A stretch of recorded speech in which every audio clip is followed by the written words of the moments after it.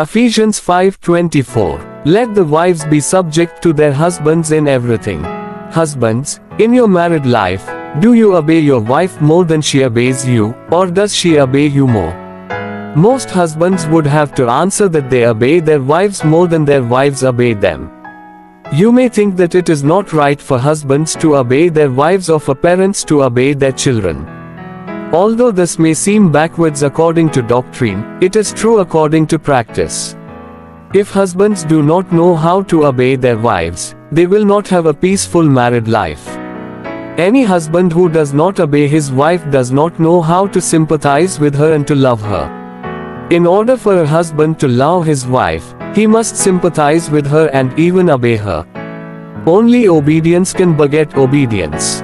Only obedience can pay the price to produce obedience in others. If a husband never obeys his wife, it will be very difficult for his wife to obey him. Paul's word about wives submitting to their own husbands indicates that there is the tendency for wives to compare their husbands with the husbands of others. Husbands may do the same thing regarding their wives. If we are short of grace and do not live in the light of God, we may make such comparisons. This is the subtlety of Satan to damage married life. During your engagement, you may have thought that the one you were planning to marry was the best. But after you married him, you may have begun to compare him with others.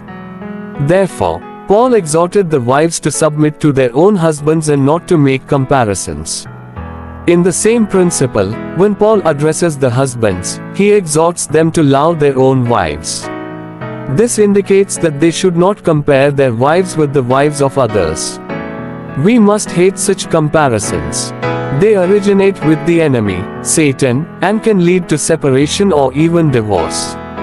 If we desire to live a life worthy of God's calling, a life according to truth, by grace, and in love and light, we must not compare our wife or husband with others. Rather, wives should submit to their own husbands, and husbands should love their own wives. Amen.